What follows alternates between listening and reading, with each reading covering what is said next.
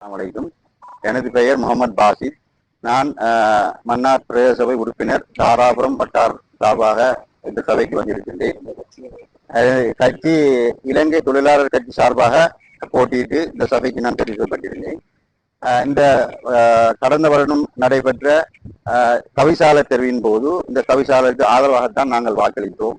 இன்றோடு ஒரு வருடம் கடந்து விட்டது. இந்த 14 மாதங்கள் கடந்து விட்டது. இந்த தவிசாலினால் எங்களுக்கு எந்த விதமான சேவைகளும் எங்கள் கிராமத்துக்கு வந்து சேரவில்லை. தெருவிளக்கிலே கூட பொருத்தி முடிக்க முடியாத ஒரு இக்கட்டான சூழ்நிலை கஷ்டத்தனமாக இருக்கும். மக்கள் எங்களிடம் என்ன செய்தீர்கள் என்று கேட்கின்றார்கள். மக்களின் முகத்தில் முழிக்க முடியாமல் இருக்கின்றது. நான் கொழும்பிலிருந்து சபைக்காக வந்து செல்கின்றேன், செலவழித்து வந்து செல்கின்றேன். மக்களின் வரிப்பணத்தில் சம்பளத்தை எடுத்துக்கொண்டு சென்றதே ஒழிய என்னால் எந்த மக்களுக்கு எந்த சேவையும் செய்ய முடியவில்லை. இது சம்பந்தமாக இந்த தவிசாளரை கொண்டு வந்த தலைவர்கள் கௌரவ அடிக்கல்நாதன் எம்பி, கௌரவ ரிஷாட் பதீதி போன்றவர்கள் நாங்கள் சென்று இந்த சேர்மன் சம்பந்தமாக முறைப்பாடு செய்துவிட்டோம். அவர்கள் எந்த விதமான நடவடிக்கையும் எடுப்பதாக இல்லை.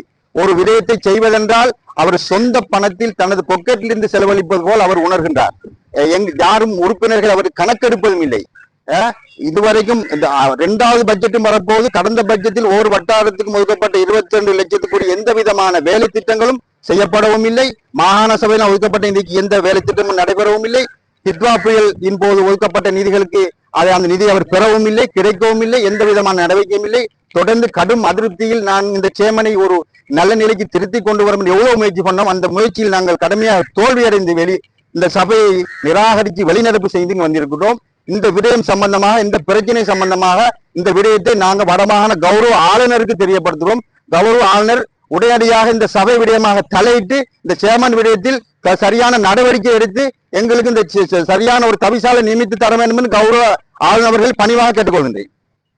நன்றி.